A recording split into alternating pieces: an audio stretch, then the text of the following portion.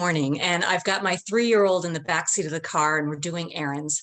And I find it very special because I'm the working parent. It's my stay-at-home husband that usually is carting her around. And I'm looking at her and I'm just thinking, she's so adorable.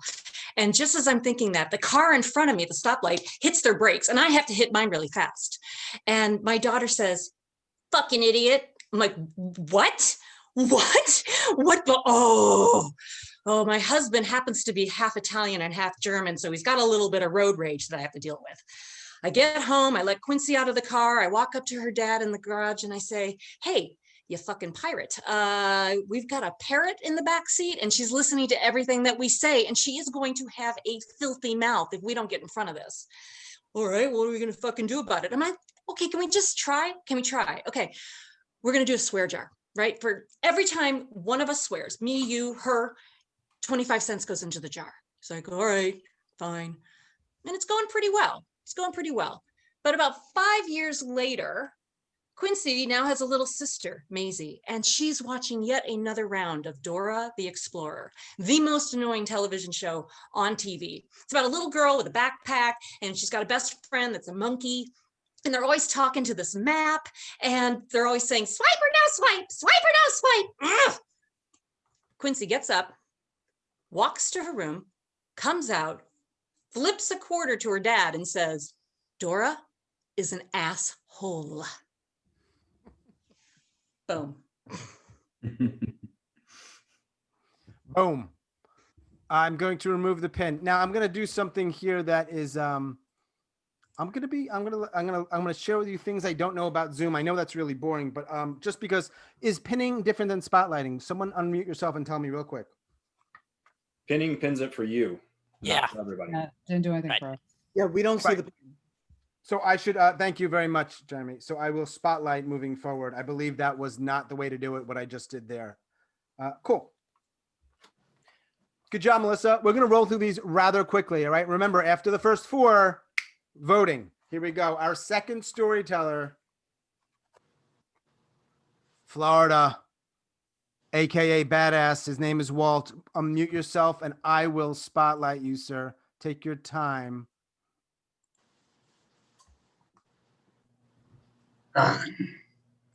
Well, it's May 21st, 1978.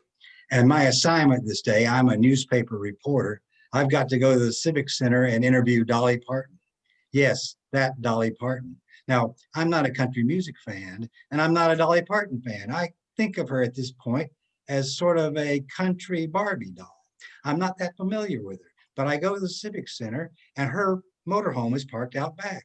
And I go inside the motorhome. It's usually there's a publicist, but no, it's just Dolly and me. And she's got on a green house coat and she's folded over in front of those mountains of Jupiter, those 2 most famous breasts in America at the moment. And I'm a professional journalist. I'm not going to stare at these. I look at the ceiling. I look at the wall. I look at Dolly's magnificent wig. I look at her face, and I'm not going to stare at her cleavage. And Dolly smiles at me. She says, "You're nervous, honey, aren't you?" Yeah. Go ahead and look at them. Everybody else does. That's what they're there for. And she breaks the ice, and I can start warming up to Dolly. And then Dolly tells me that everywhere she goes, she's got to judge a lookalike contest. Later this day, she's doing lookalike contests all over the country. What do you think about this? Well, I see these girls and they got big boobs, big hair, and big butts. And I think, God, that's awful. Do I look that bad? I go home and look in the mirror. Well, maybe I do. And from that moment on, I was a Dolly Parton fan. Boom. Good job, Walt. Love Dolly.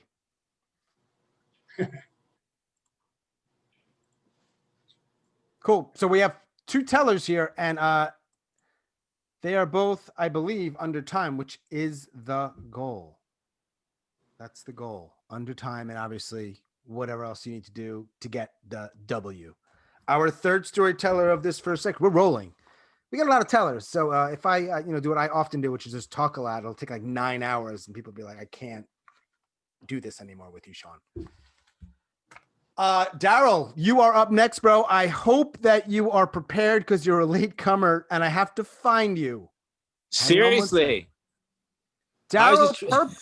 Darryl Purpose, great name. Let me spotlight you, sir. Thank And you, Eddie. whenever you're ready, you have got 99 seconds maximum. Cool? All right. Cool. So last Sunday, I was in Wyoming somewhere. It was the middle of the night. There was a snowstorm. The wind was blowing. I was in a parking area. I could see 18-wheelers, but nothing else. And I was trying to sleep in the back of my Subaru Forester. But I'd gotten a couple things wrong. I was trying to drive from Colorado to Portland. I thought it was 1,000 miles, but it was 1,200 miles. And I thought still owned a big SUV, but I owned a small SUV. So I had to put my knees to my chest.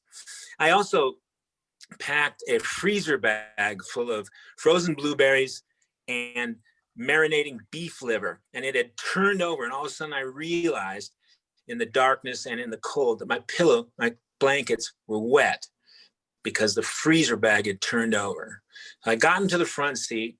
I tried to get some sleep. I got 3 hours of sleep.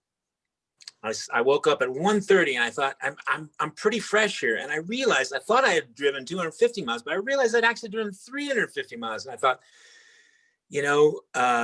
I'm going to do this. And I hit the road. I called my cousin Scott because we had scheduled a Zoom funeral for his mother, my aunt. And it looked like I wasn't going to be able to get it. And he said, just put your phone up there. You got to say a few words. I'm like, okay. So I began to drive. 1:30 a.m., Wyoming. We had a good meeting of the family, and I arrived in Portland at 6:30 p.m., breaking all records. Thank you very much. Oh, Darryl, but thanks, man. That was quick. That was arguably even unfair, but it is what it is. It's the names go into the hat from Peru, and you don't know which one's going to come out. Where are you, by the way, Darryl? I'm in Colorado, Nederland, Colorado. Nice. Looks like Colorado. Yeah. There's a Colorado feel to what I see there. Okay. Okay. Sounds I'm getting a little nauseous, so we have to move on. Sorry. All right. Good. So we have had 3 tellers. This is going to be our last one of section 1. I'm going to put the 4 names up. Everybody's going to get a vote other than the 3 co-hosts. Man, we got newcomers coming out of the hat. Where are you, Nancy? Slam Nan. Hang on. Take your time. I've got to spotlight you. I have a Great Dane that is barking. Okay. All right. So should we repick? It's fine either way. I don't want you to be in danger. No, I'll go. Okay. That's a gamer. That's a gamer. All right. I'm ready when you are. So it's 1985, south suburbs of Chicago, Evergreen Park to be exact. Central Junior High lip sync contest. We're all standing in line. We'd been practicing for weeks. There was the Beach Boys made up of Carlotta, Dawn, Jennifer. There was Prince, I Would Die for You. The only Black girl in the school was playing Prince. Then there was me, and I go into the room, door shuts. It's all of my favorite teachers. Mr. Booth, who was the science teacher, overweight man with the mustache. Mrs. Dwyer, who was my gym teacher. Mrs. Gunther, my math teacher. All the teachers I have to see the next day. The song begins. I'm the skinny little girl, shortest in the class, hadn't yet hit puberty. And the song I'm about to sing is Like a Virgin, touched for the very first time. Wow. I see Mr. Booth let out a little grin. The room is silent. Oh, that'll be enough, Miss Herbert. Thank you very much. And Mrs. Dwyer escorts me to the door. And there's a long pause. And it wasn't until recently, and I mean a couple of years ago, that it dawned on me why there was such a long pause. Because I was still a virgin and not understanding what a virgin was, what the big deal was.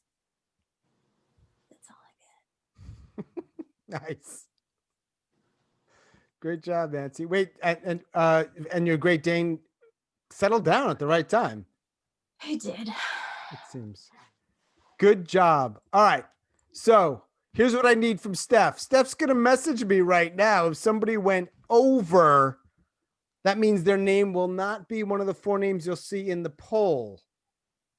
Other than that, you're just going to choose your favorite. We will not reveal who wins until the end of round 1. But first, Mary, Yes, would you please summarize our storytellers and their stories? of course. Thank We you. have Melissa, whose daughter flipped a 25-cent piece just to make sure to call Dora an asshole. Walt, who is a journalist who met Dolly Parton and became a fan after he saw her in her greenhouse coat. Darryl, who drove 1,200 miles, 1,000 miles, maybe 350 miles, I'm not sure, from Colorado to Portland in record time. And Nancy, who channeled her inner Madonna in 1985 for the lip sync contest. Perfect. All right. Here's the moment of truth. I've got a poll. We are going to launch this effing poll. If you were here for one of the other slams, and I know you don't care.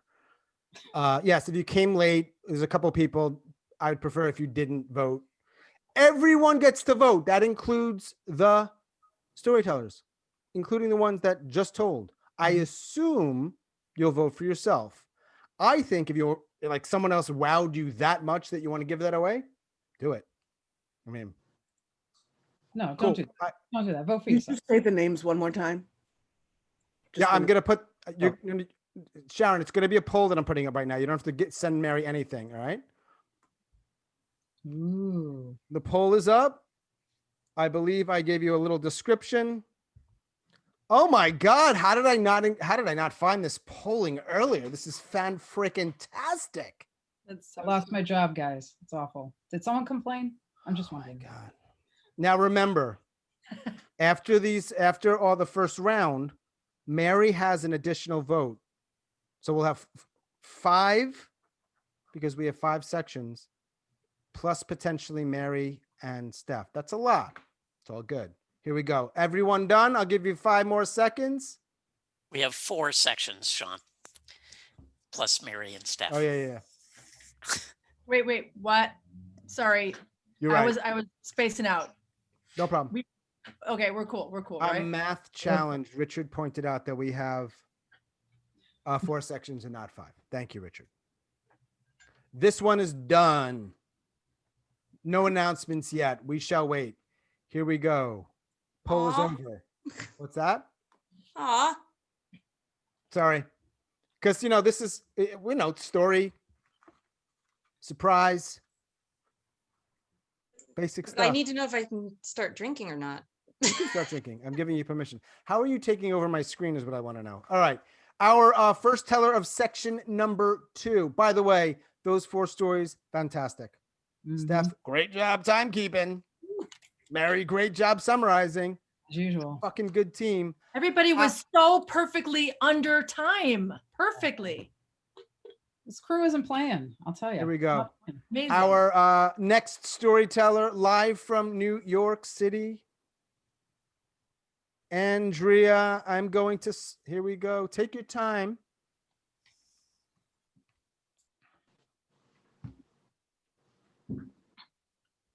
I come home from rehearsal early to find the house dark. The bedroom lights on, the door is closed. Put my hand on the bedroom door handle. It's being held closed from the inside. It's November 1998. I'm living in Portland, Oregon. I'm living out my bohemian fantasy.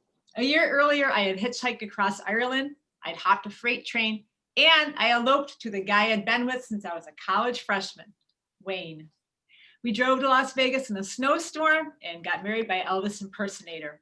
Now, he was in the Coast Guard and he only came home once a month. So it made sense for me to continue living with roommates. Now, when he came home, you'd have thought I wanted to be home alone with him, private romantic time together, but no, it was always me, Wayne, and my best friend, Aaron. I was elated. I thought it was great. It was so bohemian. It was so free, the 3 of us together, just friends, of course. But I never dreamed anything could, happen between a man and a woman. I just loved them both. We would have dinner together. We'd go to bars together. I trusted them completely. We even talked about buying a house together, a garden and a dog. So naive. I thought they were doing it just for me. Even when I let her, kiss him for the first time. Even when I let her take her clothes off and get in bed with us, purely platonic. I thought it was just for me. Door handle, Wayne, why can't I open the door? They open the door. There they are, naked, bed together, clothes on the floor, looking shocked. And me looking shocked. Not even mad, just shocked. Wayne, Aaron, what happened? I trusted you. Boom. Good job, Andrea. Thank you. Nice. Huh. All right, cool. Good. Steph, how's that timekeeping thing we've tried? This is the first time we've tried this. So like that? stressful. Are you feeling stressed out? It's very stressful. Okay. Is anyone watching Steph get stressed out? And is that stressing you out that she's getting stressed out? You got to represent. You got to fake it. I'm working. I'm going to keep smiling. I'm going to smile through it. Everybody's doing really, really well, though. Everyone's doing really well. Time is good. You're doing really well. Thank you. And you and Mary are wearing purple. And I'm gray, and it coordinates. Our second storyteller of this section, 6th overall. And I realized, by the way, again, my math issues. I said that the 5 storytellers would go in the middle, but there is no middle. They'll be the last one to go. I don't know if I said that. They'll be the last one to go. Richard, you know that I struggle with this shit. If not, I'd be in fucking Vegas being rich too. Here we go. The last section of round 1 will be the 5. Sorry. What am I going to tell you? Another newbie. I got to find you. I don't know you. Johanna, where are you? We'll give Johanna like 15 seconds. Yeah, I'm here. Oh, where's the video? There you are. I see you. Okay, there. It's good to meet you. We'll exchange pleasantries after. Break a leg. Okay. My first time through security, my mobile boarding pass doesn't work, so I have to go back and get a paper pass. My second time through security, the TSA guy pulls my bag aside. He has to inspect it. He digs around inside and he pulls out my glass dildo. He gives me a look. He looks at the dildo, puts it back in, zips it up. I go to my terminal. I sit down to get breakfast, and I realize I've left my laptop at security. So I wolf down my breakfast, leave, go back out to the airport through security for the 3rd time. My bag gets pulled aside. He fingers around in my bag, pulls out my glass dildo, gives me a look, puts it back in, and I say, I'm here to get my laptop. I left my laptop. And he says, it's in Lost and Found. We just took it to Lost and Found. And I'm like, where's Lost and Found? He says, it's on the other end of the airport. I say, I don't have time to go to the other end of the airport and get my laptop. In that moment, an alarm goes off on my phone. It says, it's fun to be me. That's my every morning 10 a.m. alarm. So I'm like, okay, here we go. So I race through the airport. I get my laptop. I go through security for a 4th time. This time it's a woman. She pulls aside my bag. She sees it on the screen. She says, I know what that is. She goes in, she pulls out my glass dildo and she says, have fun, girl. Puts it back in. I zip up my bag. I race to my gate. I get there. Nobody is at the gate. And a guy comes out. He sees me. He says, Boston? I say, Boston. He turns around. He says, one more. I race onto the plane. I sit down moments before they close the door. And I say, it's fun to be me. What the hell just happened here? Good job. Shoot, I went over time. You didn't go over time. I don't know if you timed yourself. Our official timekeeper decides that. You were totally not over time. Did this distract you? Is this distracting? Because this is wrap it up. Let's wrap it up. So, Okay. Johanna, you weren't here in the very beginning because you came in late.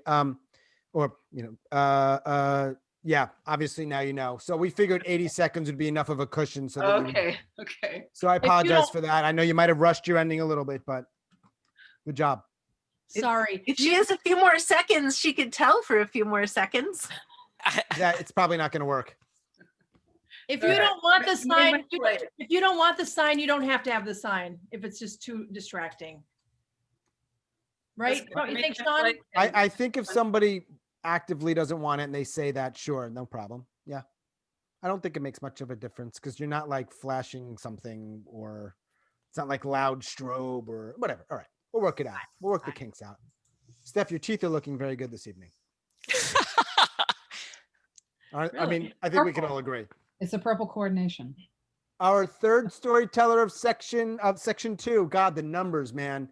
Oh, from North Carolina, Sharon Eisner. Break a leg, Sharon. Let me find you in Spotlight. You hang on one sec.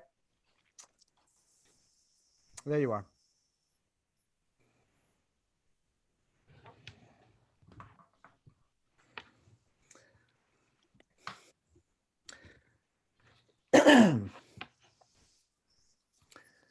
I often get things wrong, names, places, words, and usually it doesn't affect reality that much.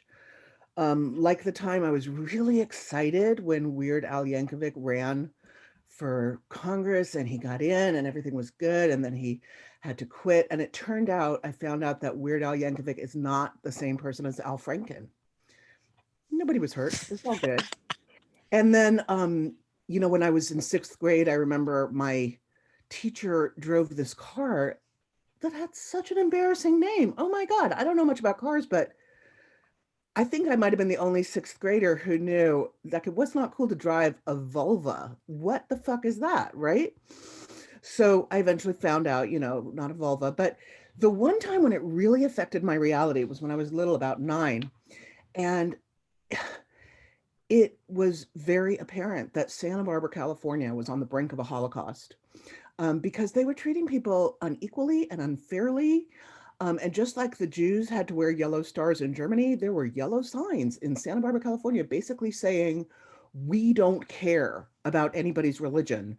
We don't care about Catholics, about Methodists, about Jews. We only care about Presbyterians. And I was so angry. I felt like, why isn't anyone complaining? Why isn't anyone doing anything? I was such a self-righteous little bunny and I wanted things to be fair. And then I found out that Presbyterian and pedestrian are not the same word. Nice. Good job, Sharon. Now, historically, people say boom after their story because I might inadvertently start talking when you're not done. So you don't have to say that, but just so great job. Good job. Everyone's doing great. Yeah. It's a common mistake, is it? Is it not? Or no? All right. 4th teller of section 2. Then the poll comes out again. A lot of polling. Everybody gets to vote. And tellers, whether you've told, even if you've told already, there's a lot of love in the chat. So check it out. I know sometimes when I tell a story, I think I could have done better. And I feel very self-conscious. So maybe someone's chat might make you feel good if you're feeling that way. If you're feeling that way. I think you're doing remarkable, all of you. Here we go. Next storyteller. I believe she's in upstate New York somewhere. Fatima. Let me find you, Fatima. I apologize if my pronunciation isn't good. Where are you?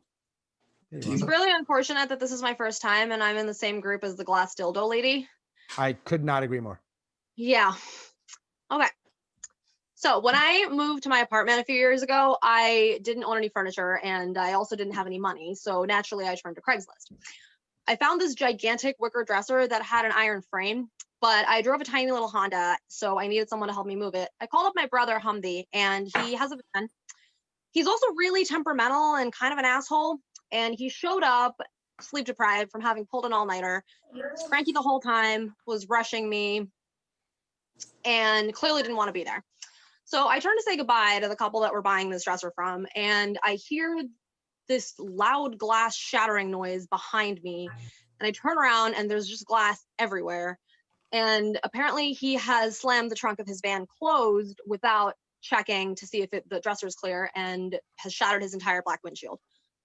So after a lot of just like bitching and complaining and cursing, he, you know, cleans up the glass, we leave, I say goodbye to the white couple awkwardly standing nearby staring at us. We go to my place and we quickly realize that it's not happening. We're not going to be able to get this giant ass thing up 3 flights of stairs into my apartment. So we called up my brother AJ to ask for help. AJ is also temperamental, but in addition to being temperamental, he's also unreliable. So we just stood around waiting for him for a while. You know, me and Humvee in the middle of the sidewalk with the dresser the size of a fucking industrial fridge, blocking the sidewalk, blocking the entrance to the apartment. We wait around for a while. AJ does not pick up his phone. I ended up calling a couple of my friends and they showed up in 15 minutes flat. They helped me move the thing in 15 minutes flat. And AJ did eventually show up hours late, and that's the day that I learned not to ask my family for help. Boom? Question mark? Boom. Yeah. Fantastic, Fatima. Thank you. I like the sepia tones that you're filtering your video through as well. It looks very interesting. Good job. That's okay. So Steph's gonna message me and let me know if anyone was over. While she's doing that, our lovely Mary in near Boston is going to summarize those 4 great storytellers. I can do that. So Andria was living the bohemian lifestyle until Aaron and Wayne ruined everything. Really, Johanna, all I have to say is glass dildo. That's all I have to say. That's You all know that story. Sharon, names, Presbyterian, pedestrian, something like that. And Fatima, of course, you learn not to ask family to help with moving. All right. So those 4. All right, cool. I am launching this poll, which is a rookie thing to say because people who are doing this a while don't announce that they're launching the poll. They just launch the poll. But sometimes meta is magic. Here we go. 4 names. You will choose just one. Wait, it's a weird poll though, right? Oh no, there it is. It's okay, Steph. I got what you said. I'm panicking about everything right now. I know, but your Sorry. teeth are fine, so that's all that we give a shit about. That's all that matters. Purple and teeth. Everybody should vote. There's 36 people here minus a couple of us. That's it. Everybody, please vote.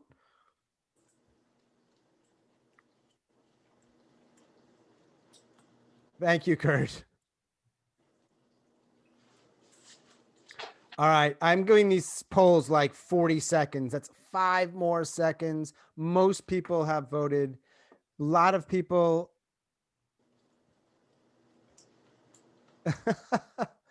Corey, never. Poll is over. Good job, y'all. Let's move on to section number 3, another 4 storytellers. Just a real quick question, Steph, because you were involved in this sort of super short story world, right? Yeah. What do you think is the key thing for people to tell a kick-ass 99 second story? Is there one thing that you think is like the thing? I put you on the spot here. There's 2 things. There's only 2 things, and it's humor and vulnerability. And then maybe 3 things. How about a twist, an ending that's a twist? When you lean heavy on there's only 2 things, I can't buy the third thing.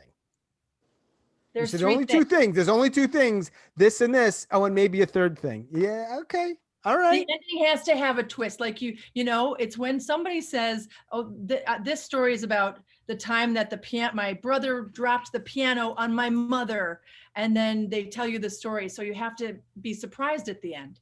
Right. We all. I always think heart, humor, or surprise, if done well, could get you some votes. Not that it's all about votes, but this is a slam. So for our purposes, it is. By all means, continue to communicate to the tellers and other people in the chat. That is the best way for now. Let's move on, because remember, after this whole part, we have another round of the winners and +2. Our next storyteller from Vegas. He is not math challenged. Richard Munchkin. Let me spotlight you, Richard. Hang on, I can't find you. There you Sure. All right. Whenever you are ready, sir. Boom. I'm in Moscow 2001, and someone has given me a gift of this very fancy travel alarm clock, but there's no batteries. So I go down out of my hotel and I cross the street, and there's a small convenience store.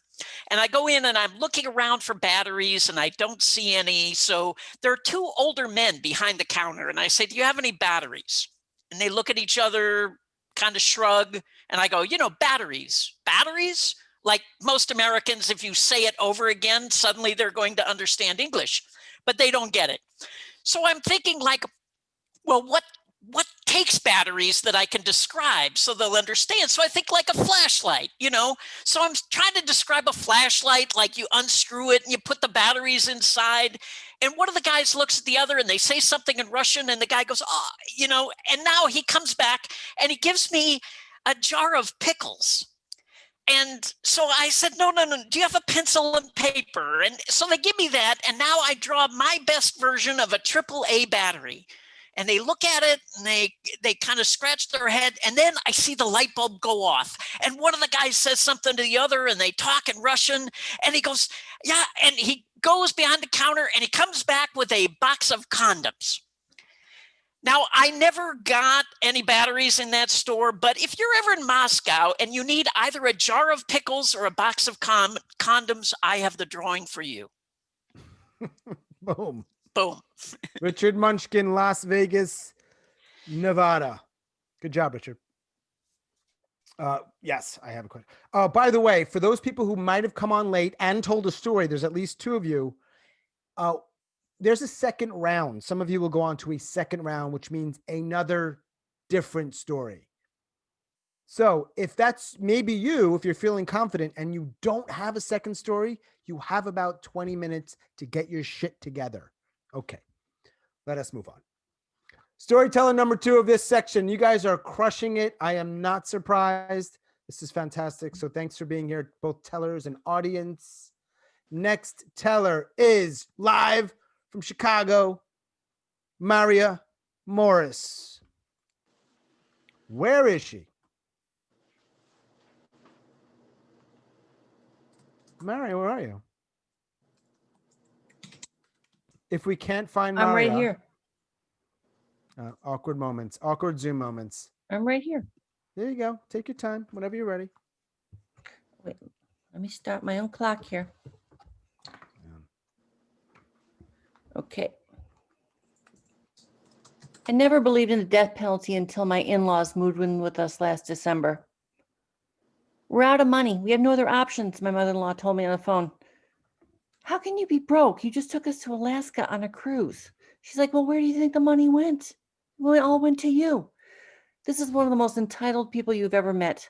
The valet parking stand at Neiman Marcus in Boca Raton has built a monument in her honor now that she's left.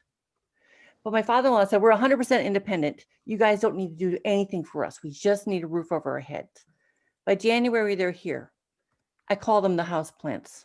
They're independent unless you consider using stairs to be not independent, or using pots and pans to cook, or taking the garbage out. They can't do these things. They can't open a fucking jar of pickles.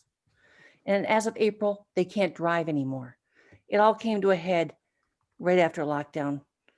I was exhausted from all the extra housework. I'm mad at myself for allowing this to happen. And my mother-in-law says to me, Maria, why aren't you putting my Diet Coke in the refrigerator? I snapped. I said, you have to move out. So we can't move out. I said, you have to move out.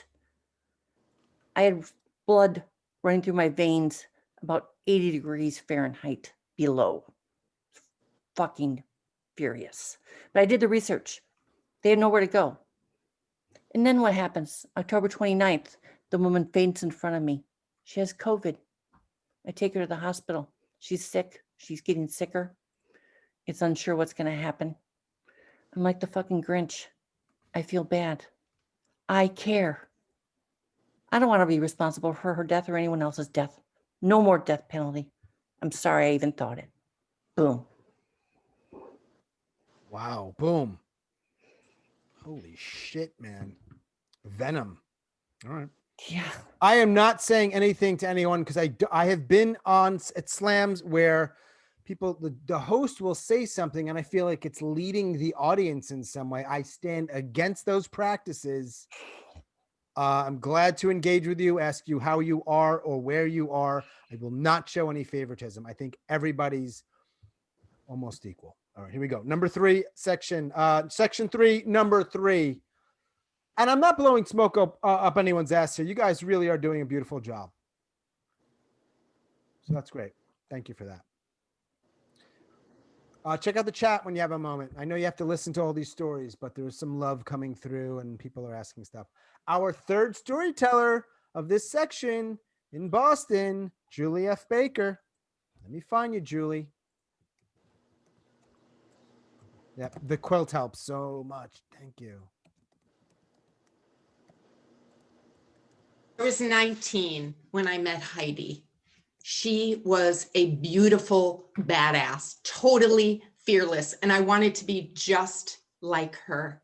She kind of liked the admiration and she loved introducing me to new things. She brought me to the G Fox makeup counter and we had them put on like $100 worth of expensive makeup and then didn't buy anything and went out dancing. We went to a nude beach for the first time and I discovered the importance of a high SPF. We went to the Ponderosa buffet at breakfast time and paid only $3.95 and stayed all the way through lunch. So Heidi was my everything. She said yes to life. One day we're hanging out and she tells me that Dave's coming over. I said, but you broke up with Dave. She said, yeah. I said, well, are you getting back together? She said, oh no, he's just really, really good in bed and I need to get laid. Now I was not surprised by this. Heidi embraced casual sex with no apologies. Not me. I had to call somebody, my boyfriend, in order to have a good time. But Heidi once seduced a repairman who came over to fix a typewriter. I said to her, are you going to see him again? She said, well, I guess if my typewriter breaks. So when Dave was coming over to get laid, I was a little bit jealous. I said, well, I guess I'll go. She said, or you could stay. I said, what are you talking about? She said, a threesome. I said, Heidi, we'd be naked in front of each other. She said, we've been naked in front of each other. And, you know, I don't have to touch you if you don't want, but you could touch me if you want. And I thought, I want to be a badass. I want to say yes to life. Dave shows up and they look at each other and he's really happy. And they kiss and then they look at me and I realize I'm not a badass. Boom. Good job, Julie. Great stuff this evening. There is something in the water in Boston. We have all agreed on that, right? Chicago, Boston. Oh, yeah. Certain cities just seem to produce a lot. There's just a lot of tellers here. Like our champion, the Grand Slam champion, I don't think is here tonight, is also in Boston, right? Zach's in Boston. A little disappointing that he's not here. I don't want to make him feel shitty. I don't know why not everybody in the world is not prioritizing this event and only this event in their lives. You would think. You know what I mean? Beyond. Here we go. Last storyteller of section number 3, round 1. I sound like a cyborg. Here we go. Live from Shocker, Massachusetts. Again, it's Andrew Shelffo. Where's Mr. Shelffo? There he is.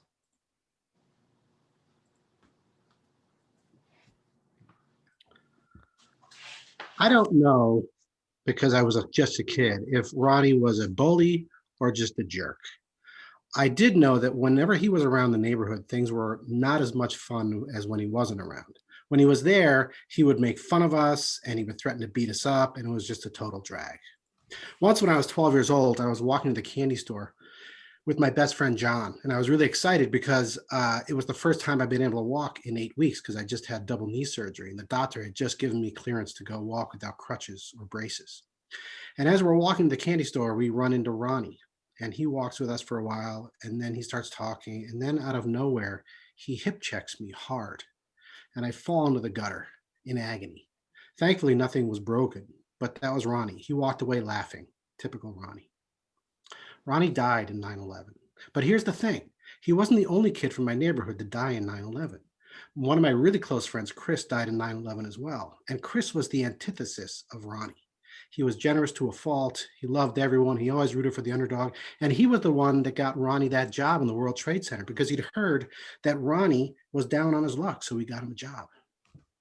When I found out that both of them died, I worried that some people would think that because they died the same way that they were the same person. I don't know how karma works, but I know that no one deserves to die that way. But I know that some people deserve to die that way less than others. I know what Chris would say. He would say, don't worry about it. And he's probably right. But I guess what I've learned is remembering and forgetting are sometimes just as difficult. Boom. Good job, Andrew. Thank you, Andrew.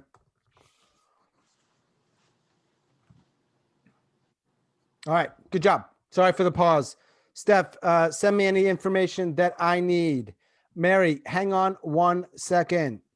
We have Steph. How many? Shoot me Andrew's info. We have at least 2 tellers who were way over.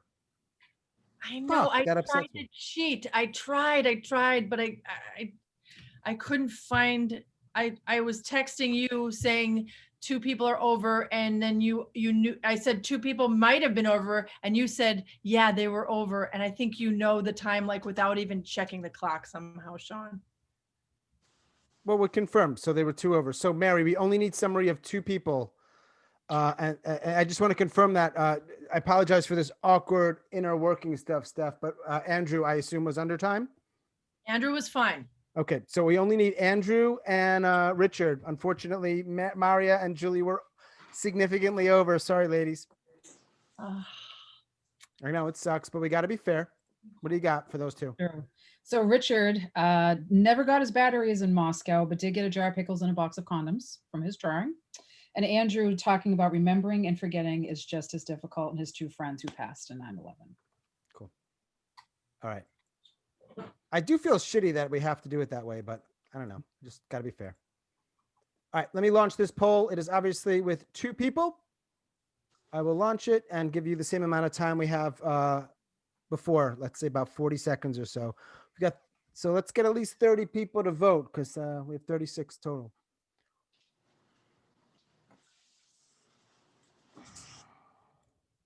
These are really good stories. Even the ones that went over a little bit, they can't qualify, but they're really solid stuff. So thank you all for prepping and for telling these stories.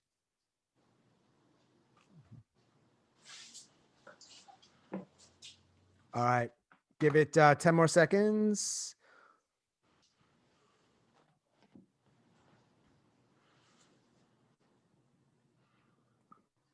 All right. I believe we are going to close that poll. Good. This is our last round. We've got 5 names. That does mean that it's a little bit harder for you, admittedly, but it's arbitrary.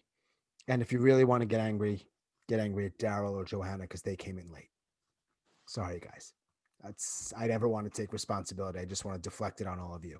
After this, we will have a quick break. We will announce who's going through. We'll have a little break so you can get a drink or go to the bathroom or do whatever you want to do. A couple of brief announcements, and then we'll do our second round. I want to keep it going fast. There's a lot of stories.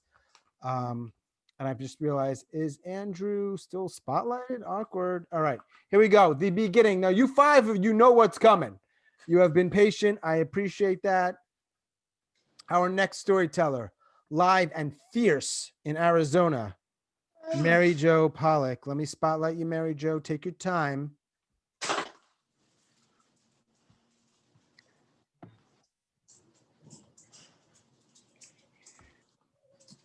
No, Mom, I don't want to go to that party. Why not? Oh, she invited all the cutest boys in school, the most popular boys. I don't want to go. No, you're going. I don't know how to dance. No problem. Every day after school for the next 2 weeks, I had dance lessons. The day of the party finally arrived, and it's 1960. I'm 12 years old. It's the end of 6th grade before we go to junior high. The day of the party arrives, I get dressed in my costume. It's a beatnik party, so I'm dressed head to toe in black, and then my mom does some Connie Stevens kind of eye makeup and white lipstick. She gave me a cigarette holder to complete my costume, although there was no cigarette in it. I mean, I was 12 years old. I went to the party. The boys were on one side of the room, the girls were on the other. I was hanging out in the back of the pack, feeling very awkward and self-conscious. These were the most popular boys in school and the cutest boys in school. And I'm just kind of observing everything, and I look up and I see Mark Rosenberg, the cutest boy in school, who I've had a crush on since 2nd grade, walking over, and he asked me to dance. Boom. Boom. John, Mary Jo in Tucson, Arizona, rocking that chair with a little attitude. Huh. Good. All right, let's keep it moving because we do have a second round. Good job. Our second storyteller of this final section. I don't know this man. He seems like a nice guy. Jeremy. Let me find you, sir. I know he's got a great haircut. That I know for shit sure. Take your time.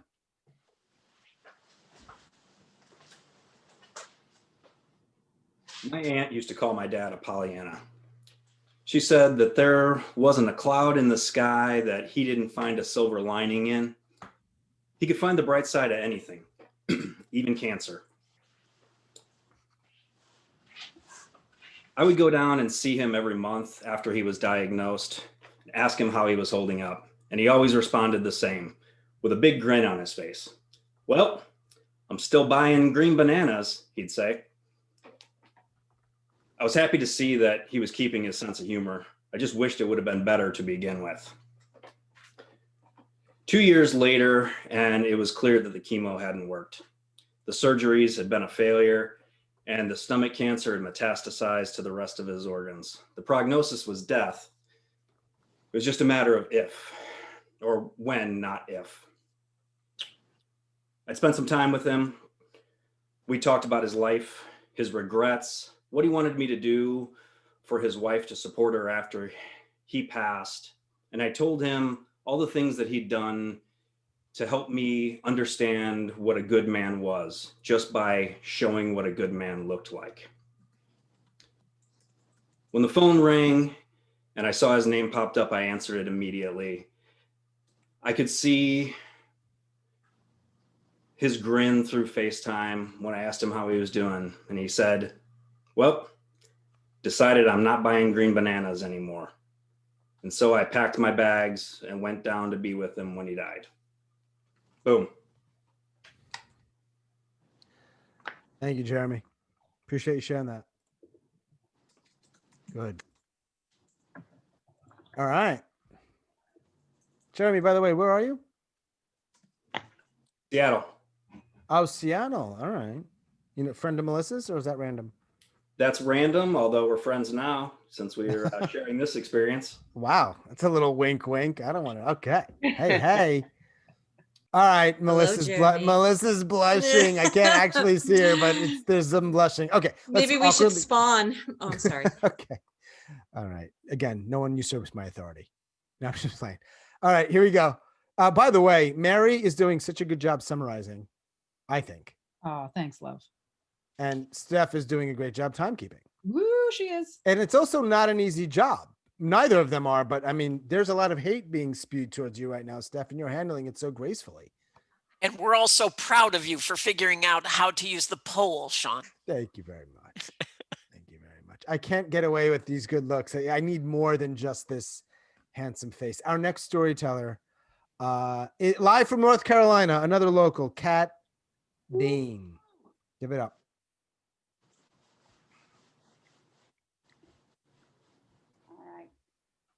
I'm going to time myself so I don't need the warning if you don't want to do it.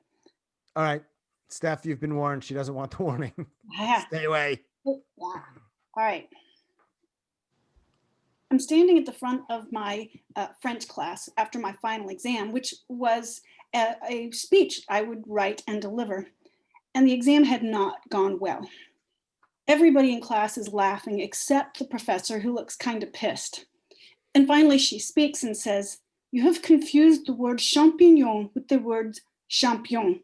A champignon is a mushroom," which totally explained why everybody was laughing, because my speech about a skiing champion had essentially been about a skiing mushroom.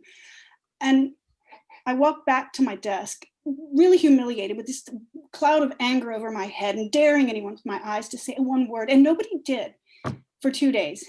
And then a young man walked up to me on campus and said to me in a French accent, "Are you the girl who did the speech about the skiing mushroom? My roommate said it was so funny. Would you tell it to me?"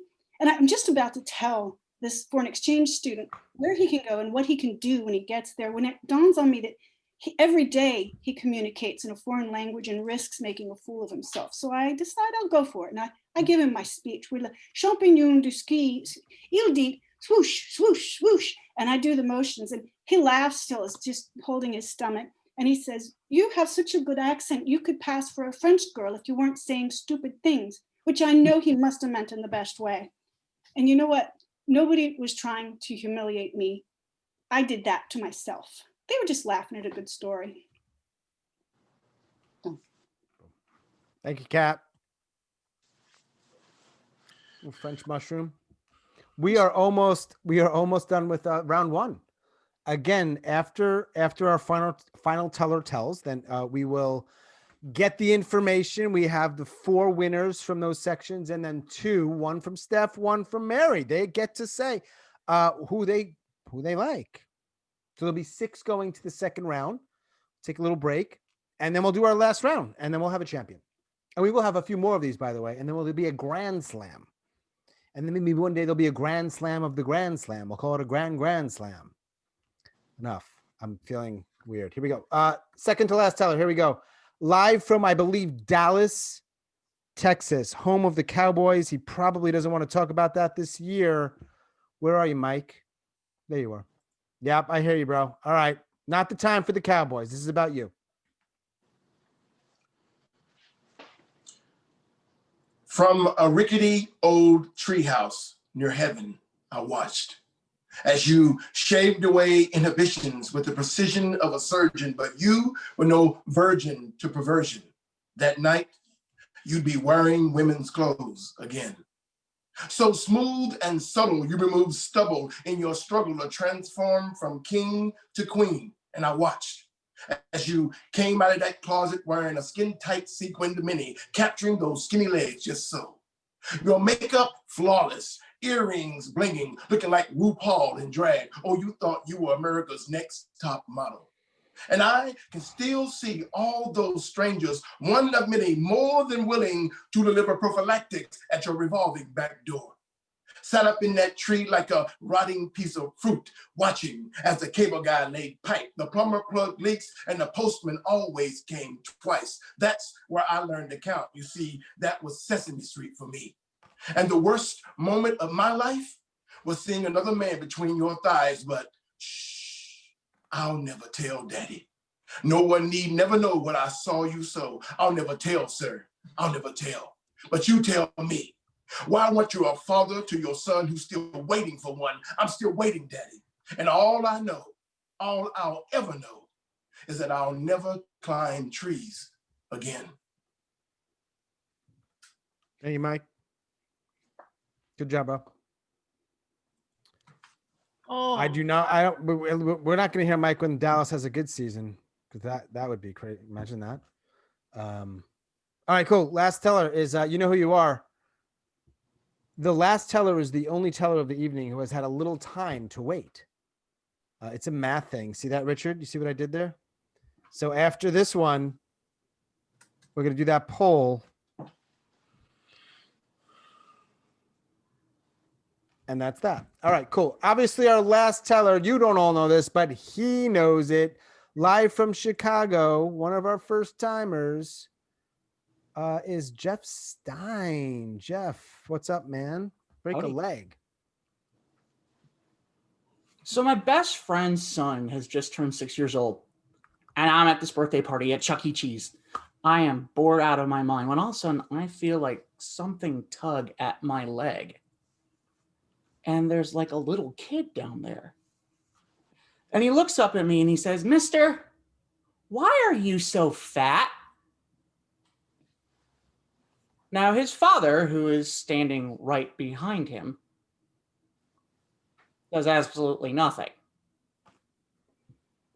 So I look at the kid, I look down at him, look him straight in the eye, and I say, "I eat small children." Have you ever seen one of those cartoons where the eyes pop out of the head and the eyes pop back in the head? Well, that's what happened. His eyes popped out of his head, popped back in, he yelled, "Ah!" and he ran right across the floor like it was Black Friday, followed by his now very, very unhappy father. I wish I could tell you that stuff like this doesn't happen to me on a regular basis, but it does. I was annoyed. I was upset. Is this how it's always going to be for people who aren't the same size as everyone else? Until the father walked up to me afterwards. And he said to me, "I'm sorry." I really just didn't know what to say. Boom. Boom. Thanks, Jeff. Final teller of round 1.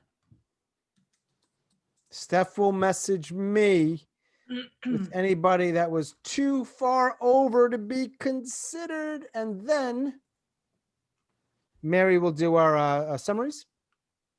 And we will have a winner of this section. And then we'll take a few minutes and decide on the other 2. And there's a couple of announcements. And it's also an opportunity at that point for those who have told a story to very briefly unmute themselves, not just yet, and do a little plugging of their own, but not just yet. All right. Mary, are you ready to summarize all 5? I'm all ready. Cool. I am. So MJ had her crush from 2nd grade when she was 12 years old, ask her to the dance she didn't want to go to. Jeremy never is going to look at green bananas the same way again, and talking to his dad when he was battling cancer. Kat, who talked about a skiing mushroom. Mike, who is keeping dad's secret. And Jeff, who taught a father and a child that not everyone is the same size and to be kind. All right. I will send this poll out in just a moment. Same deal. I don't want to jinx it, but it has thus far totally worked. And it's really basic technology that, to me, it's astounding it's working, but it's really from like 14 years ago. Listen, do not jinx the polling gods because I don't want to count. For real. Because Yes, yes, right? you've been doing a lot of counting in the past. It looks like we're good. I'll keep this up for the same amount of time. A little bit longer because there are 5 people. And I am acknowledging you 5 had a bit tougher go because of the numbers. I'm launching the poll now.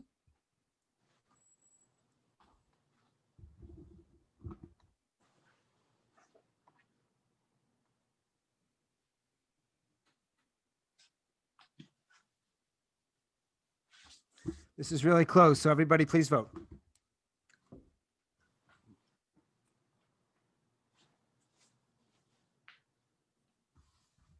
All right, we got about 20 more seconds. Vote away. I would love to hear after if anybody, not now, but after, did anybody vote for someone else that was a teller? Love to know that. Yeah, this is a tough one. All right, we're at 45 seconds. Same amount as the others. Let's end this poll. Let us take about 4 or 5 minutes while we chat with you. First of all, great job. Everyone did really, really lovely, beautiful. Those stories, I think, in many ways are harder than 5 or 7 minute stories. They're different, obviously, but it is tough. So great job. Steph and Mary, we will chat a little bit in the messenger thread. While we do that, of the, what was it? 17 tellers. That is the magic number for some reason. If any of the 17 tellers, let me has something they want to plug, or if your name is Erin in Ontario, unmute yourself and please, like super brief. We want to hear about it, but don't bore us. Same as the 99. I'll give you a couple minutes to do that because we do want to support you as best we can. Do you mind if I go? Go ahead, Erin. Yeah, Sure, sure. from Ontario. Hi, everyone. So this has been an amazing night. And my lovely friend Brune, also from Toronto, has a wonderful show coming up in December. I'm going to put a link in the chat. She's looking for pitches. Pitch her. It's such a great show. And the theme for this time is DNA. So I'll put that information in the chat. Pitch, pitch, pitch. I want to hear more of your stories. You're all so good. Cool. Anyone else? We got a lot of people who are on telling stories and shows. Some of you are producing shows. Don't be shy.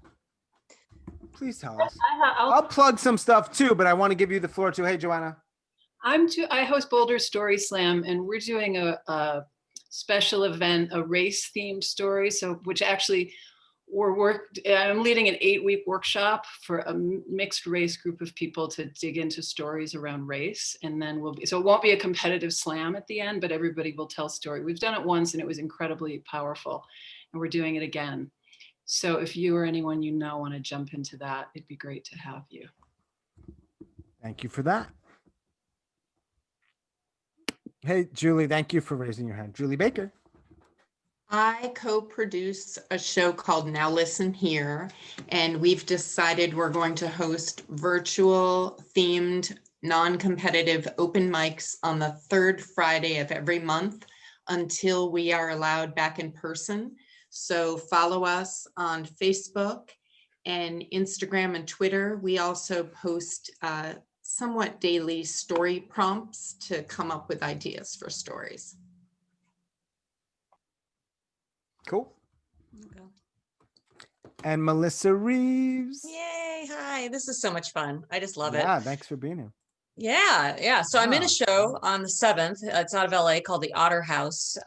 It's a holiday show, so I'll be telling my story. Matthew Dix is going to be in the show. There's a whole bunch of, I don't know this group that well, but I was in one not too long ago and loved it. And then I also produce a show called Melanin Stories Matter. And we've done 3 shows. So Johanna, it might be interesting to talk because I have quite a few storytellers that were pretty phenomenal. And we're going to be bringing back a lot of these shows in 2021 so that we can amplify the voices of Black, Indigenous, and people of color so that we can hear their stories and end racism. Okay. Thank you. I'm not laughing at that. I just was unexpectedly like, wow. It's my mission. I just didn't. Yep. Anyone else? You got another minute or so. I know we don't want it to be a plug fest, but I do want to give you a moment to Can I go? share the stuff that you're doing. Yes. Hi. So on the topic of ending racism and amplifying the voices of BIPOC, I have a blog. It's pumpkinspiceleslie.com. I will put the link in the chat. It is a lot of things. I recently was talking to my partner about how I'm gonna start calling myself a cultural critic instead of calling myself unemployed. So it's mostly about my experiences as a South Asian American woman. And yeah, if you want to go check it out, I'll put the link in the chat. And if you want to maybe change the fact that I am unemployed and still don't have money and still have to look on Craigslist for my furniture, I'll also put my Cash App in the chat. So thank you. Yep. Thank you, Fatima. The only body slammer here, I think, officially. And she just shut a video off, which is essentially in Zoom language, like, go F yourself. I know. It's okay. It's fine. Anyone else before I plug a real quick thing about events we have, and then we'll move on to round 2. All right. I figured if you got something, I've been doing this for like 3.5 to 4 minutes. It would have been on the tip of your tongue. I'm going to put one link in the chat because I know there's just a lot of links and links and links. It's just to the group. It's called Grit, True Stories That Matter. Everything's there about events, any future classes, the podcast. Kurt's here tonight as in the audience. We do a podcast called Grit, True Stories That Matter. We're doing our 7th episode this week, right, Kurt? And it's going well. So I'm glad about that. So that link is here. Without further ado, let us, I hope that everybody has gone to the bathroom, gotten a drink, done whatever you needed to do. No. Oh, and also, wait, who hasn't? We were talking, so I stayed. Oh, you are, okay. It's all good. Is there a Yeah, break go between- now. Okay. Give me 2 minutes. I got to talk to the spawn. She's out there. Hang on. Well, you know what? We'll stop the entire show for you. That's fine. All right, forget it now. Fine. No, fine. I'm just kidding. Steph, you have an announcement, right? I'm just playing. fine. Steph, There's a break between rounds. Yes. Steph, you have a obviously stuff going on. Share what you've got. Wait, someone just had a question though first. Oh, sorry. I think. I'm sorry. You said there's a break between rounds, right? This was it. Oh, You didn't announce it. You didn't Really announce a the break. All right, hang on. Let me go back. Hang on. I thought there That was was not a break. Hang on. real like We will give you another 3.5 minutes to get food, drink, toilet officially. While we're doing that, Steph you have got a lot of time to fill, Steph. So you got it. should I tell a few stories? I just wanted to Story Jam. I want to plug a thing we're doing on Sunday. Next Sunday, if you guys are familiar with Ray Christian, the storyteller, he's an actor, storyteller, professor, veteran. He is going to be speaking to us, and it's just pay what you can. Everybody's welcome to come. If you go to storyjamstudio.com, I'll put it in the link. It's next Sunday afternoon. He's going to be speaking about BIPOC voices in storytelling and how allies can best support BIPOC voices. And then he's also going to be telling some of his awesome stories. So yeah, and Melissa had him at a recent show, and Melissa loves him. Everybody who knows Ray loves Ray. He's really, really, really. His podcast is What's Race? You got to listen to it. So good. There's no promoting other podcasts. I'm just kidding. Oh, sorry. No. I'm just playing. Steph's got a great podcast because Steph's stuff is really story and original music. So it's a very unique angle. Thank you, Sean. Yeah, we usually do music, but we're not really. We're just doing it in the podcast right now. And yeah, but that's your thing. Yeah. It's all good. So thank you, Sean. And what's Ray's podcast? I'd like to hear more. What's Ray say? Okay. So he's a stuff or just meeting. Okay. Yeah. We'll have time after. Just remember, it's all good. History. He did Black history. So good. Okay. What I'm gonna do in 2 minutes is give you 6 names. 4 of those are the winners by the audience poll, and 2 of them were sort of wild cards, so to speak, choices from our judges. They are very interesting names. They are names that are there's a name with 1 syllable. And 2 different time zones. How much can I milk this for another minute? You better, because a lot of people left to go to the bathroom and things. That should be a condition of, yeah. Wait till the break is over before you announce them. I will, of course. Don't worry. Don't piss me off in this minute either, because I'll just nix your asses. I have such power here, guys. You have no idea. You are the most wonderful host I have ever participated in. It's great. I love it. I think that's a fair. I think You're that's a fair okay. assessment. That's a fair assessment. Did the cookies come? Did you get them? Too late. The votes are already in, people. Too late. The votes are in. The decisions have been made. There are some surprises. They're all good though, because hey, and we will have more of these. So whether you like this and you want to, Can we repeat stories? You may not repeat a story. Why? Because you need 2 different stories. Bob Dancer said I should be able to repeat stories. Do you see Bob here? Is that why he's not here? There's a reason he's not here. No, I'm just kidding. He had another engagement, but you may not repeat a story. Two stories. I've been saying this for weeks. If you're not paying attention, sorry. Always moving forward, any teller or audience member who may want to tell a story, you will need, unless the format changes, 2 stories. One is your first story, like you all just heard, and then if you move on. It is 8:20. Let us be respectful of people's times and announce the names in no particular order. The names, the people going to the second round are Jeff in Chicago, Andrew somewhere in Massachusetts, Johanna somewhere, I think in Colorado, but I'm not sure, Melissa in Seattle, Mike in Dallas, Jeremy, I think somewhere, I don't recall. It's also Seattle. I think we have 2 people from the state of Washington here. Interesting. Yeah. I have never had that before. Those are your 6 finalists. Please, everybody stay. We'll start in like a minute. Those 6 people have a second story, same jam. This time, they're all going to go. I'll pick the names. I'll put the poll up. I'm so we sorry. will have a winner. I just got back. Can you say the names again? So sorry. The names are Jeremy, Mike, Melissa, Johanna, Andrew, and Jeff. You guys did very well. And truly, there's no absolutely perfect way to do this. Some of it's chance, the group you happen to be in. There's just no way. So afterwards, not now, I am always open to feedback to try to tighten this up. We've been improving it as we move on. It's a little tricky. So once I get these 6 names back in the Peruvian hat, and I can make sure I can find them all to start again. Steph, I don't know if you've left. This would have been a good time for music, don't you think?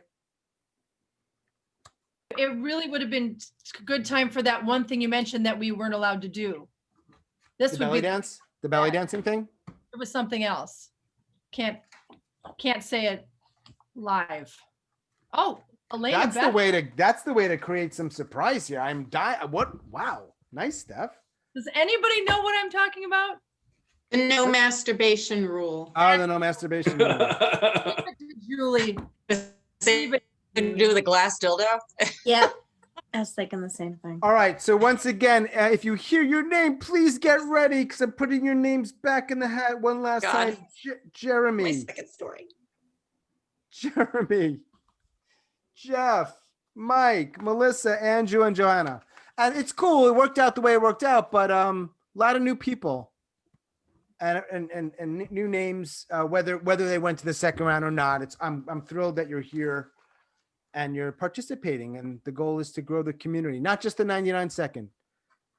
This is one little bubble in that world. So I'm glad to be a part of it and to do whatever. Here we go. Storyteller number 1 of round 2. Everybody's gonna get a vote.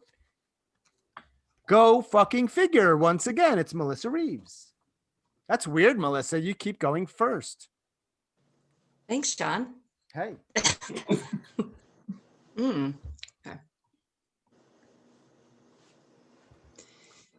It's 1994 and I'm in Hawaii on my honeymoon and I've just married the love of my life, Kenny.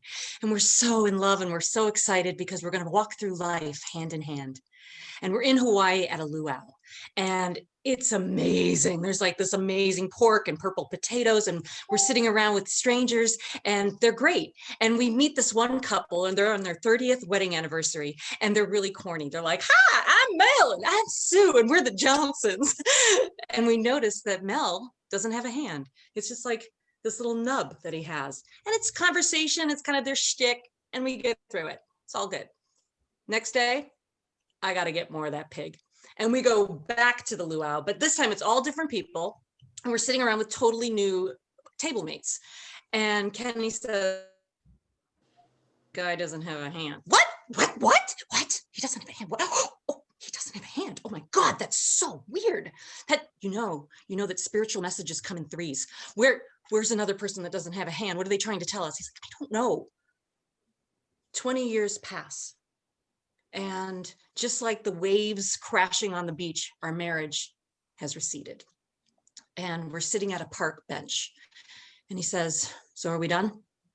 Yeah, we're done. We stand up. A woman walks out of the public bathroom and she doesn't have a hand. That's 3.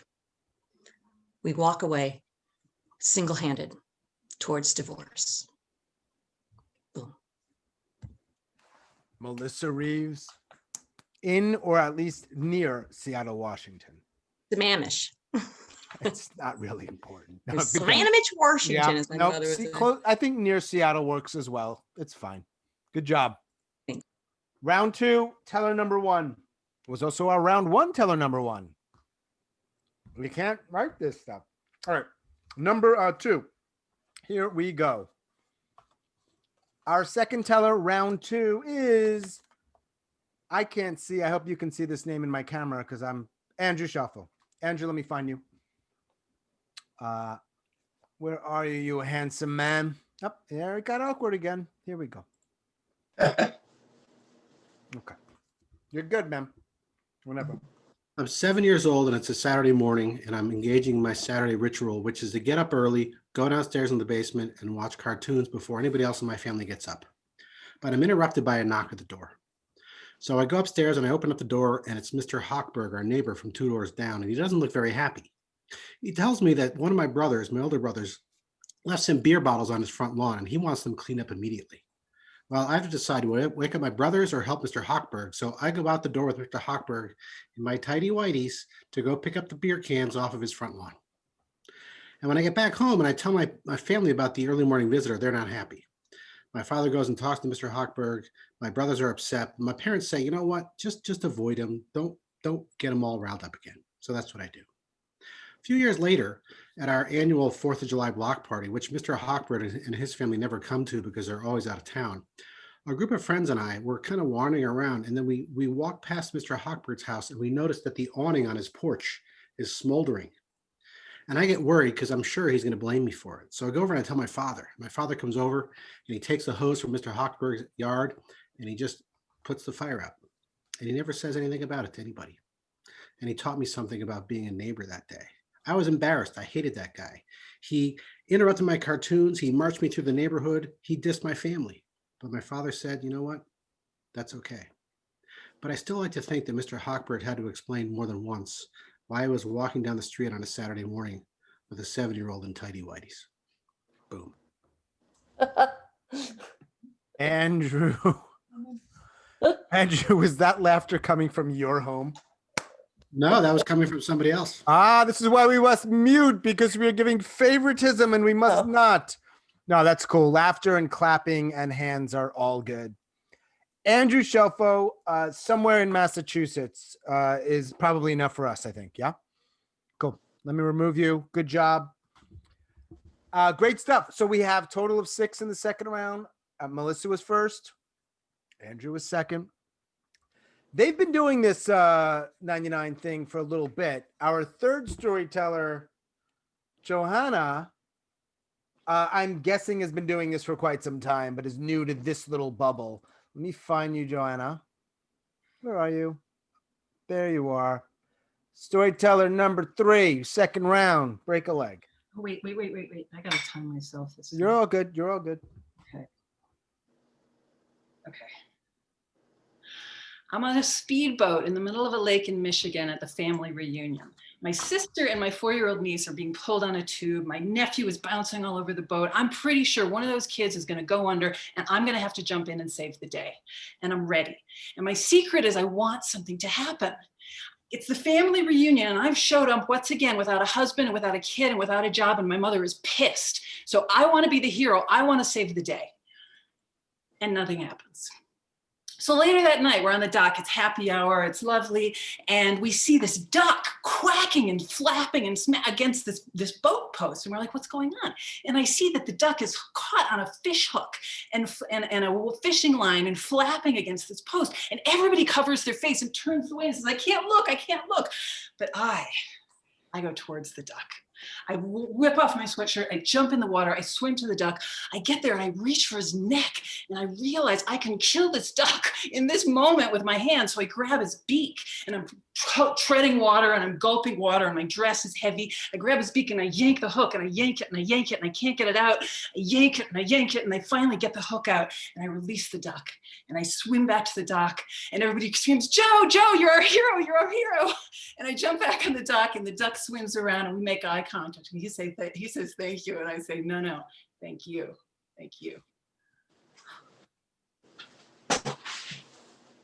Thank you, Johanna. In Boulder? Boulder, yes. Nice area. Very nice area. I'm not playing favorites by saying I think an area is nice. It's irrelevant to the story. It is a nice part of the country. Good job. 3 tellers done, 3 to go. We're at 8:30. I think we're making pretty good time. So we'll just keep going. Number 4. And by the way, thank you for sticking around, tellers and otherwise, because your vote counts. If you know what I'm saying. All right, number 4. Jeff, Stein, Chicago, Illinois, home of the mediocre Bears. Yes. Knock yourself out.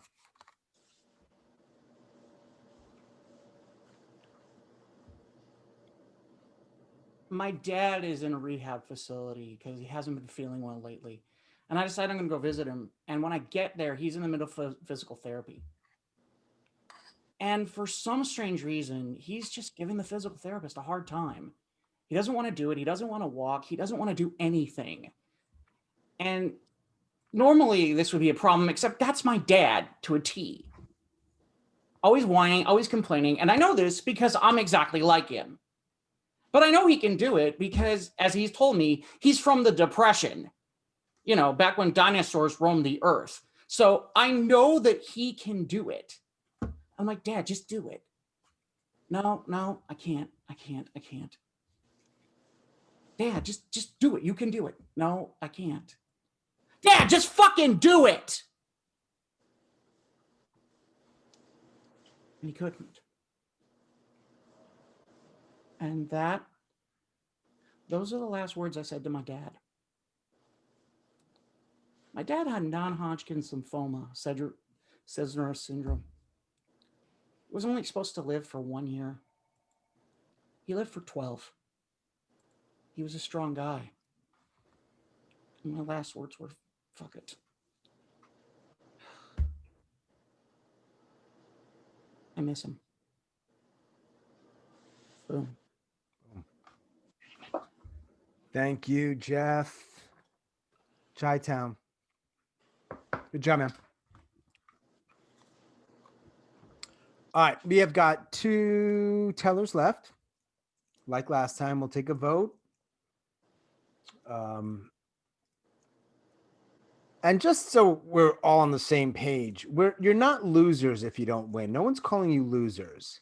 You are, what is there a politically correct way to say someone who hasn't won? It's 2020. We want to be careful of people's Winner feelings. challenged. Okay. So that's what all of you are if you don't win. Winner challenged, according to Melissa, who's still blushing. It's been like 35 minutes. Okay. Here we go. Second to last teller this evening. Mike in Dallas. Let me find you. A lot of newbies. I love it. There you are, sir. Give me 1 sec to spotlight you. Take your time. Boom. I could tell by that Make America Great Again bumper sticker that my neighbor loves her president. Always watching me, judging me. We couldn't stand each other. Well, we may have had our differences, but our pets could care less about politics. Every day, my dog anxiously waits for her little friend. And when she sees her, the excitement begins. Then what was once a battleground becomes common ground for my neighbor and I. And as we enjoy the energy of 2 animals bonding, we talk. Hi, my name is Brenda, and this is Cassie. My name is Mike, and this is Abby. We do this every day, and our friendship has grown. 3 weeks ago, she asked me to please pray for her mom, Jean. Well, her mom passed shortly after casting her final ballot. Still, our routine continues. And whenever I run out of those doggy poo pickup bags, Brenda shares. And whenever she sees someone I don't know, I'm right there. We decided that our pets' friendship and ours were way more important than politics. God is a genius the way he brings people together at a time when they need each other the most. You know, when we first met, I thought, uh-oh, another one of those Karens. But it turns out deep down, she was just so caring. And this is how I love my neighbor. Good job. Thanks, Mike in Texas. All right. A lot of love, a lot of hands. A lot of people hands are doing the Zoom hands thing. There's some chat love to all of the tellers this evening. And again, like I believe it was Jeff last time, Jeremy is the second teller. I find this fascinating, but it's really not. Jeremy's the only other teller this evening that knew exactly when he was going to tell. There's probably a name for that in sociology or something, but I don't know what it is. Here we go. You know who you are, Jeremy. I will find you, our final storyteller. And again, fantastic job, everyone. There you are, sir, in Seattle.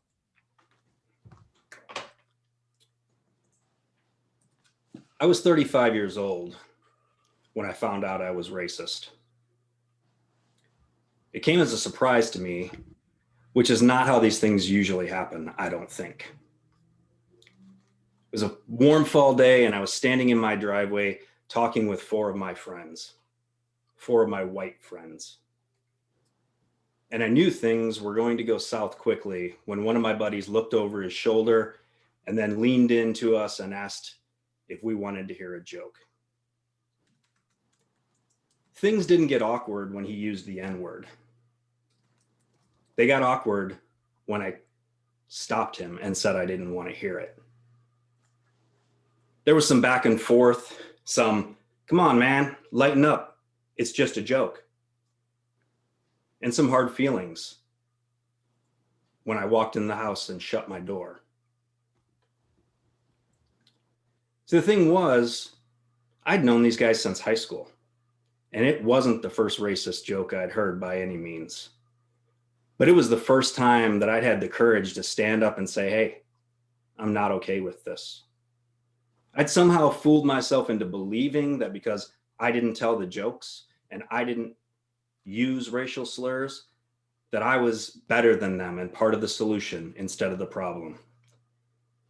These days, I take a little bit of comfort from Maya Angelou when she said, do the best you can until you know better. Then, when you know better, do better. Boom. Boom. Good way to cap off the night, Jeremy. Thank you, sir. Maybe we got to add Seattle to the list. We've got Boston, water, Chicago, maybe in the water, and Seattle. It's just producing talent is what it is. And Carolina, that's where I am. We got a few other tellers here from Carolina. That ain't bad either. All right, we had 6 tellers. I'm waiting for Steph. Really good job, y'all, to let me know if anyone was over time. And then we will have Mary do one final summary. We will vote. We will celebrate. And then if you want to hang out with a little Q&A or chat, I would like that. I know everyone can't stay, but I appreciate everyone being patient and being here. All right. So we've got everybody is good to go, Mary. They all are under time. All right. So when you're ready, I'm ready to finish this poll and launch it. All right. So Melissa talked about the sign from the spirits that it was time for the divorce to happen.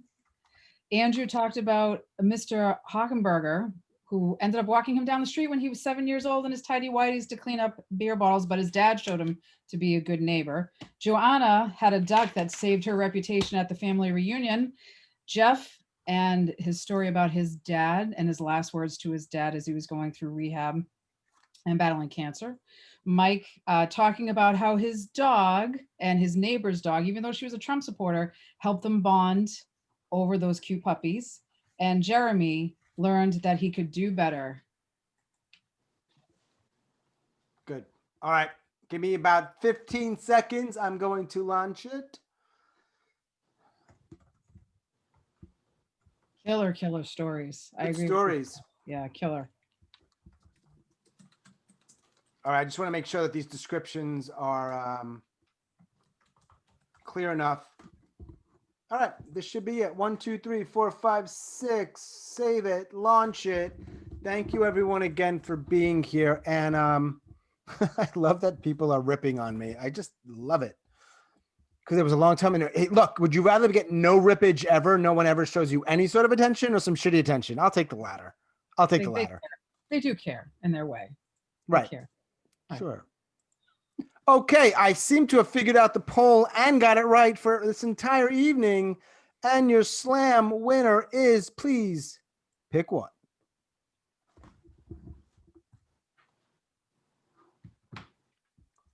This is close. I love the way these polls come in because it looks like it's like a horse race and it's like boom, boom, boom, boom. Really close.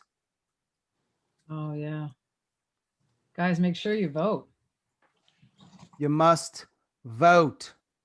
I think we have a winner. We'll wait. Now, are we doing, Mary, do you want to be the announcer? Do you want Not yet. No, I'm not going to announce it yet, but when you tell me, I can do it if you want. I like your role as being the announcer of it. Thank you. Yes. Let's give it 15 more seconds.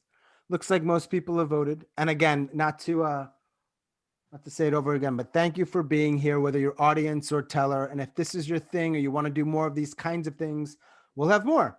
So if you're in the group, the Facebook group is probably the best place to sort of stay abreast of what's happening. And I put that in the link, that link in the chat a few times. That's the way to do it. So One person hasn't voted. it won't make a difference. Okay. Yeah. You're right. All right. We have a winner, and it's by a Yeah. bit. By a bit. So, Steph, thank you for being such a great timekeeper. Thank you. And I put you on the spot. You weren't expecting that. You had a stressful job. And Mary, good job summarizing. And great job to our tellers and our audience. Sunday evening, 8:42 p.m., end of November. Mary, who was our winner? It was close, and then someone ran away from it at the end, but we got to give it up for our boy in Seattle, Jeremy. Seattle, Washington, Jeremy!